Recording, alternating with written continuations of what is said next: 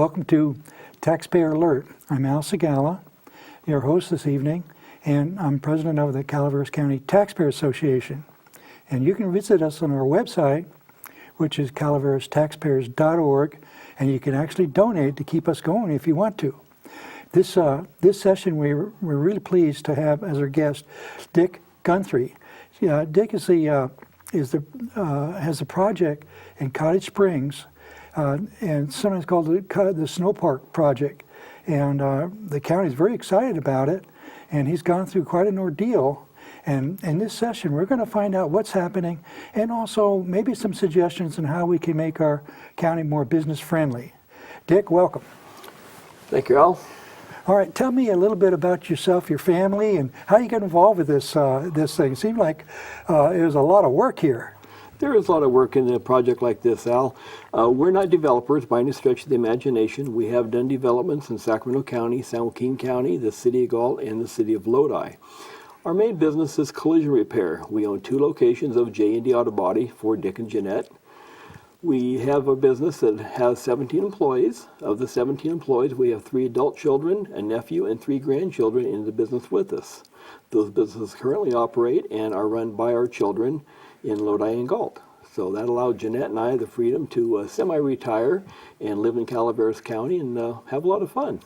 Well, I tell you, the county is certainly blessed that you would take on the work to bring about a betterment and maybe more business for the county and improve our economy.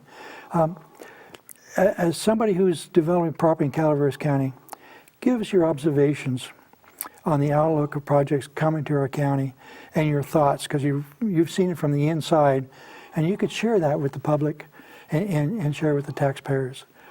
Well, number one, Calaveras County is our home, and we love Calaveras County dearly. We want to retain the small town flavor. The thing that attracted us to Calaveras County, and specifically the Camp Connell area where we live, is it reminded us of Galt and Lodi when my wife and I grew up.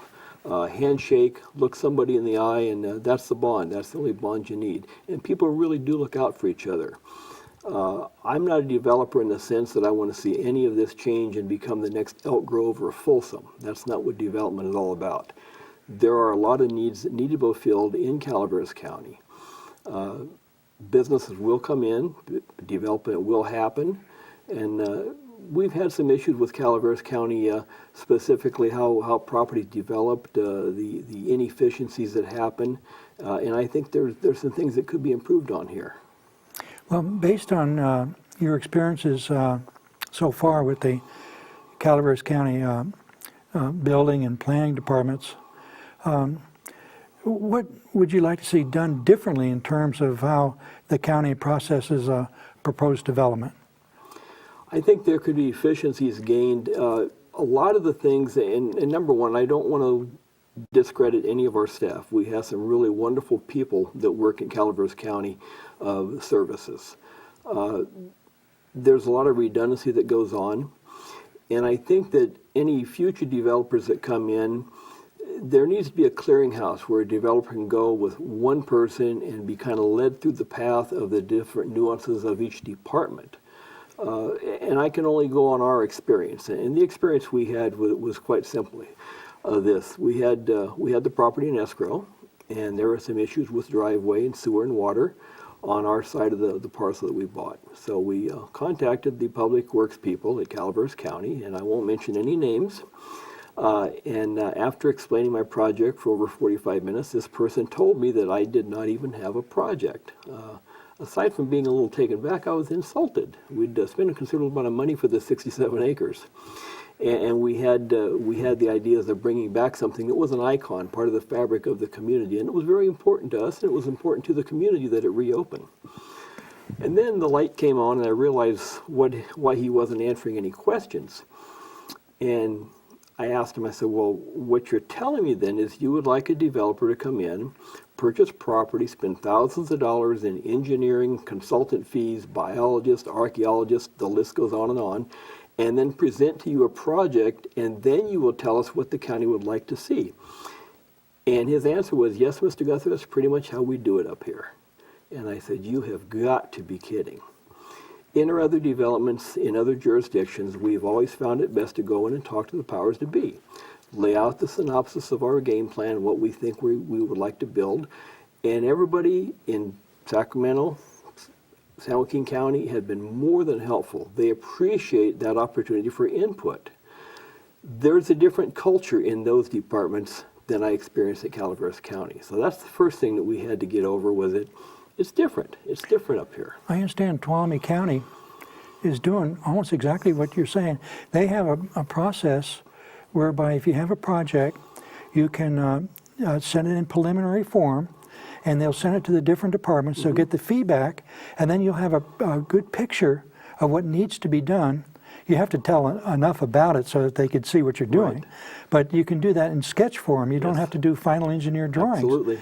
And then, and this is all done within a few weeks. Yeah. It's incredibly. I think maybe something along those lines could be done in our county.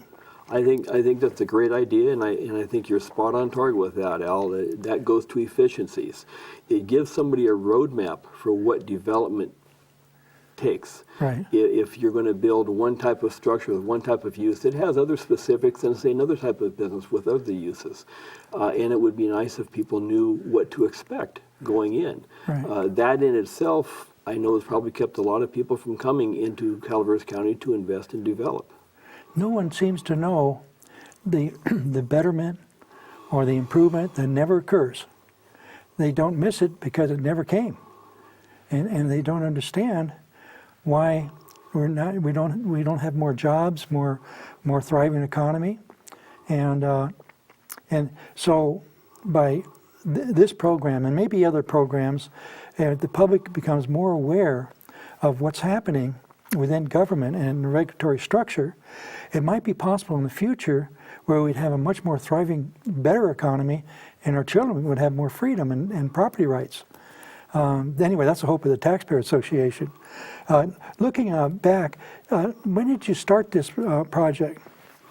We bought the property in August of 2010. We interviewed different engineering firms and selected Cal State Engineering from Amador County. They had done a lot of work and had a lot of history with the department heads in Calaveras County. And they had also done a snow park very similar to ours in Tuolumne County a few years ago. So they had experience in our type of project.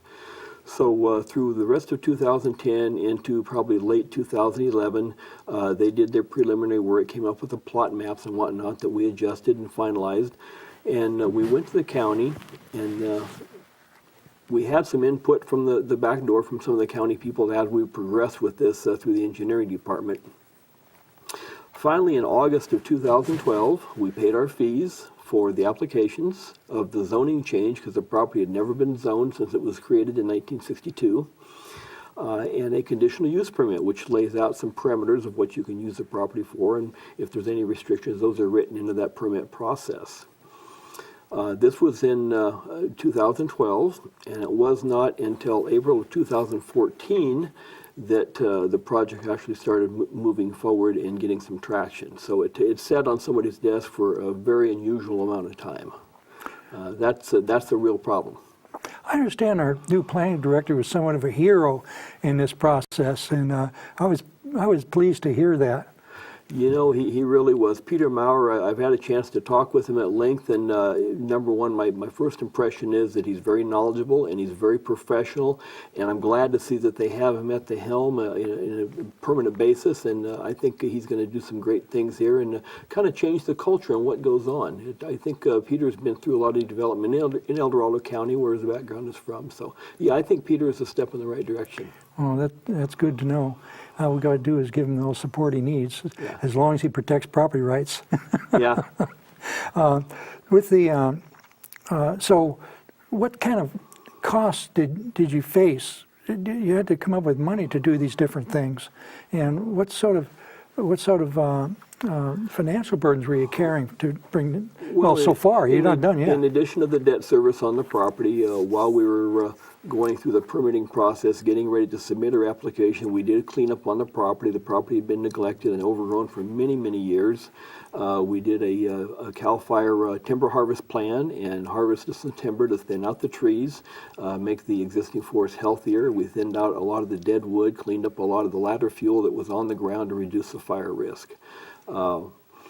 Short of that, just a lot of cleanup, which is still ongoing. We didn't have to do any major excavation because we weren't permitted for that yet, and also because the property had previously been a snow ski resort. So we utilized the existing runs, what will be our future sledding hills. So it was really a kind of a perfect project. It was a non-invasive development. It was something that everybody was looking forward to having, and we just couldn't understand why it took so long and people didn't see the vision that we saw in it. We had a lot of community support, as you know, going to the commission meeting and the board meetings for this project. In California, a lot of the development issues are already set up by the state. The state has guidelines and they have mandates. So when you have a project that has to go through multiple steps, you can't always blame the local authorities or the local jurisdiction. Some of the state things are guidelines, and there's room for interpretation by local districts, and it's set up that way by the state. It's set up that way on purpose by the state. And then there's mandates, things to do with clean air, clean water, proper handling of wastewater, sewer abatement, things like that. Right. Bert, could you describe how this project? Describe the project. You're going to have snowboard runs, and you're going to have food, maybe. What's well, there will be happening? snowboards. We're not competing with Bear Valley. We want to be a complement to Bear Valley. There is a lot of people that have young families that want to come up and enjoy the winter recreation in Calaveras County, in the snow country.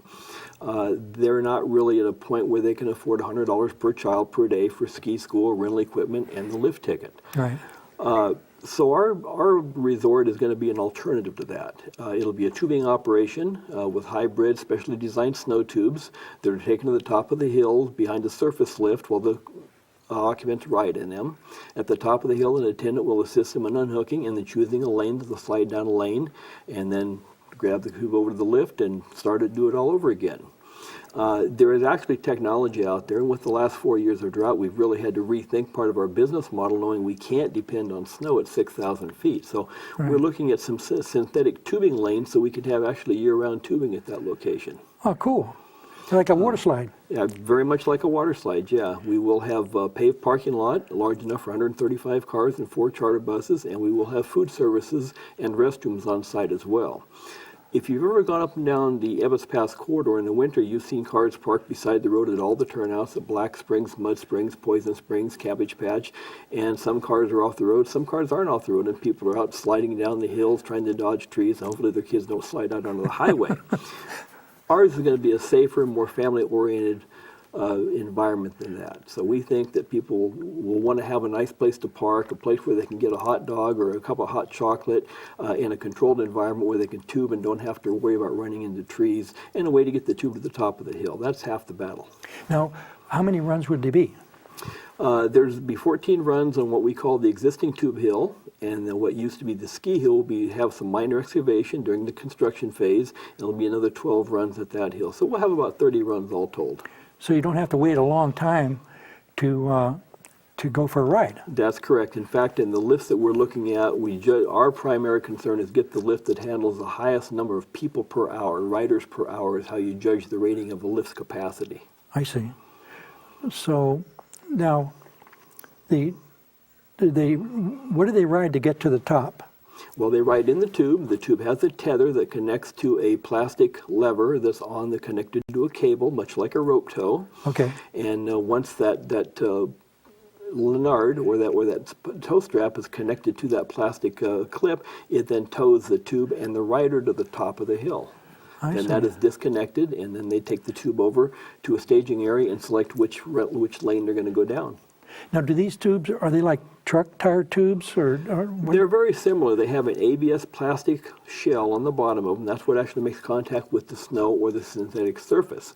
Then they have a Cordura canvas cover that is sewn onto that plastic liner. Inside of that is inserted the tube, much like a tire tube, and then that's aired up.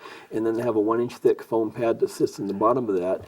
And then you sit in that, your legs hang over the sides, you've got handles to hang on to on the tubes, and it's really a lot of fun. We've been very fortunate the last few years when we did have some snow. We've had some private parties, kind of a test, if you will, where we invite friends and relatives up there, and we have a little bonfire going, have some hot chocolate, and we tow those tubes behind the snowmobiles and let the kids ride down the hill so they can kind of see what it's going to be like. Oh, that sounds like a wonderful thing. It really is. It's a lot of fun. I've done it myself, and I'm 62 years old, and I tell you, I can't wait for it to snow so we can do it some more. I'm 64. I'm not afraid. I'm not afraid. I'll do it. So as we, so the cost that you're involved with so far, what kind of investment have you put in? So far, we're in the property a little over $500,000.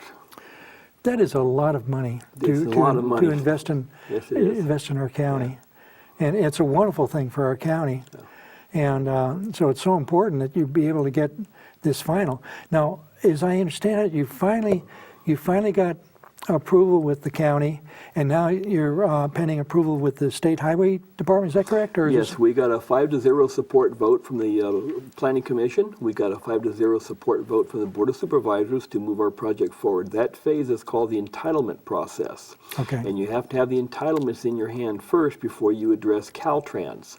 The property has a deeded access for the driveway, but that's not the legal right to connect your driveway to the highway. That's called an encroachment permit. I see. So that's our next step, is to apply for the encroachment permit. Within that encroachment permit, we have to show Caltrans how the traffic's going to be handled getting it on and off Highway 4, Right. the control mechanisms getting cars from our parking lot onto their highway with maybe a transition area or a stop sign, some type of control. And all the way down to stormwater runoff. Where is the snow going to go? Is it going to impact the highway? Does it run through the highway culvert? Things like that. So all those issues are addressed in the encroachment permit process. Once the encroachment permit is obtained, then we can start construction. Then we have to fill out our detailed drawings for the drainage plan for the property, because we're in the mountains and the snow melt and the water has to go somewhere. How are we going to control the water? It ultimately winds up in the Stanislaus River. So there's a lot of other agencies that have to look at that part of the project.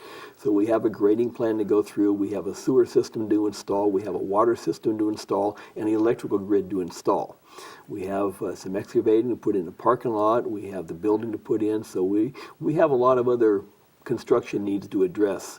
We have to go through steps one at a time, and it gets very frustrating. It really tests your patience. Oh, I can understand that. Now, is the power, do you generate your own power, or do you bring that in from PG&E? There is power on the property from PG&E from the existing resort that was there. It is a good power supply. We are looking at some solar assist to help reduce the usage of PG&E. And the lifts that we use don't require near the electrical current that the overhead lifts at a ski resort would use. So our lifts by nature will take less electricity than a conventional overhead lift does. But with the day lodge for food services and things like that, we want to be as efficient as possible. So we're looking at solar assist lighting and things like that to really reduce our impact. I see. Now, how would this affect the economics in our county? What do you see? How much? It's hard to phrase it, but how much money do you think we'll be bringing into our county? Well, there's of course the property tax is going to increase. The property will be worth considerably more money once the resort is built, as it has been previously. So you're going to have increase in property tax revenue. People that come up to go to the snow park, some of them are going to want to spend the weekend. They're going to have rental properties. They're going to have motels. They're going to have other places to eat besides Cottage Springs. In addition to that, we'll have 15 to 20 people as seasonal workers during when the resort operates. So we will have will be an employment concern as well. And those people are going to pay taxes on their income, and they're going to spend money in the community. It's a trickle-down effect. Whenever you employ people, it helps the community. I see. Now, with your plan of providing slides that are not snow, it could be year-round. It could be year-round, absolutely. Then your seasonal employment goes to year-round employment and really compounds the benefits to the economic of the community. Oh, that's so cool. We recently had an election. Of course, the Taxpayer Association doesn't involve with supporting or opposing candidates, though we do have forums, and we have all the candidates talk in a fair way, but we can't, we're a C4 corporation, which is non-political. And however, we are interested in what these people do, and mostly because of how it affects the property rights of people and the taxpayer and our economy. And so with that said, there's been some recent changes in county government.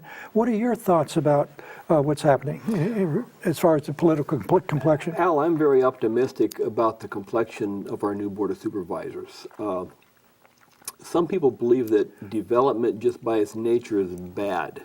I don't agree with that. I think that you have to have smart, sensible, controlled development.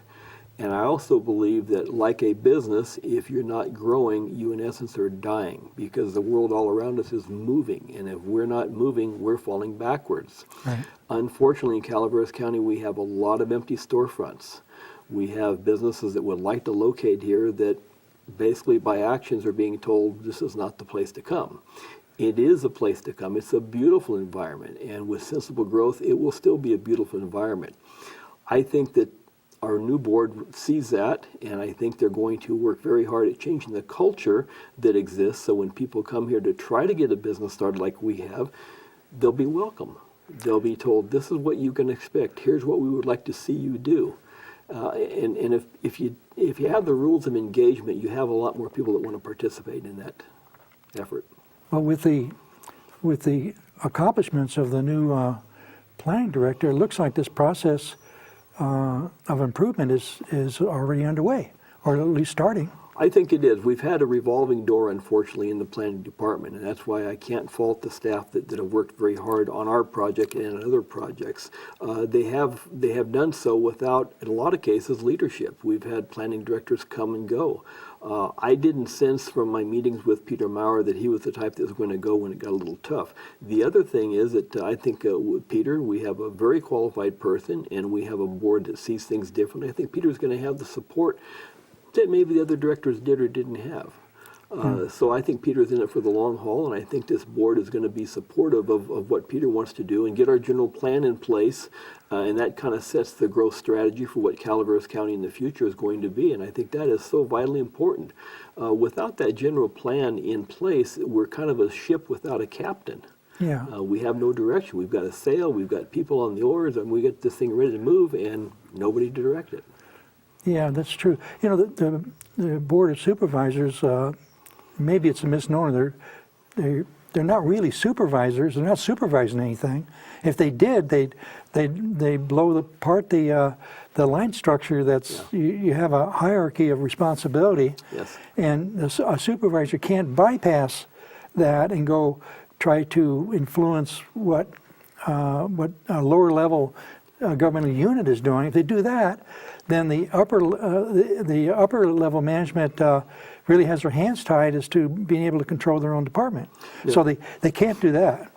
So, but at the same time, they can recognize the principles that are involved, and based on those principles, like being business friendly, or even on a general plan, have a freedom friendly general plan. Those basic principles can be conveyed, and then it's up to the departments to implement that and to treat people not as applicants but customers. Yes. Yeah, and does that seem to be true? You know, you're absolutely right. The primary goal or the primary responsibility of the Board of Supervisors is not to manage the day-to-day operations. They're not supposed to do that. They are supposed to set policy, and their policy should help to create a culture, and that's what we're excited about is we see a cultural change taking place now with the rank and file. Okay, like I said before, we've got some great people on county staff. They now have a board that I think sees things a little bit differently.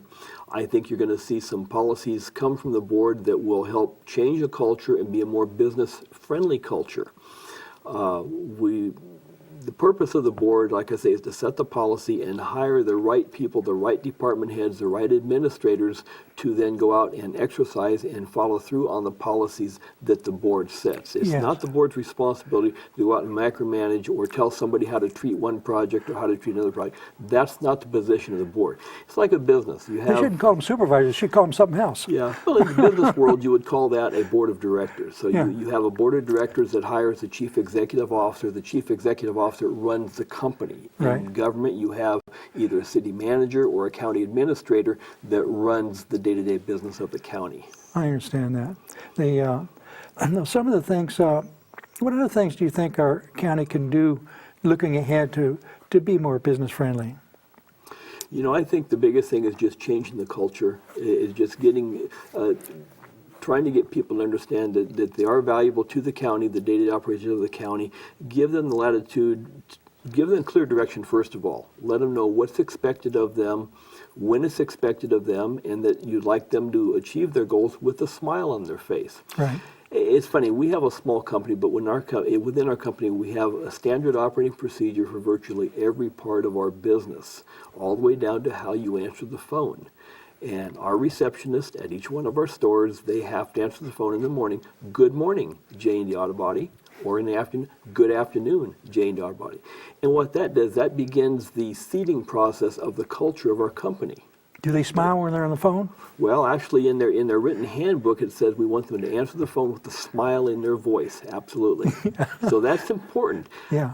You can have rules and regulations for development within the county, and I understand the need for them, and I don't Yeah. discredit that at all. How they're presented and how they're interpreted, I think, has a lot to do with how the operation really goes. It seemed like the purpose of government is really to support basic fundamental human rights of life, liberty, and property. And sometimes the first thing to go is property rights. Then, of course, then liberty, and then sometimes, and unfortunately, life itself. So by recognizing these rights that people have, not just policemen, but all government officials can really bring about a more happier, better tomorrow. We have 2 minutes left, and one of the questions that was raised, and I don't know if what the current status is. Is there any kind of feedback system set up with the county government for applicants to get their feedback on the process that they're going through, so that upper level management can be aware of what's going on, within the department as far as the viewpoints of the applicants? We've never been contacted by anybody from the county. How did your project go? How did you get to this point? Can you give us feedback? How we can improve? We haven't been given that opportunity. As you know, I'm not very bashful, and I will give my opinion to anybody that asks. Calaveras County has yet to ask me my opinion.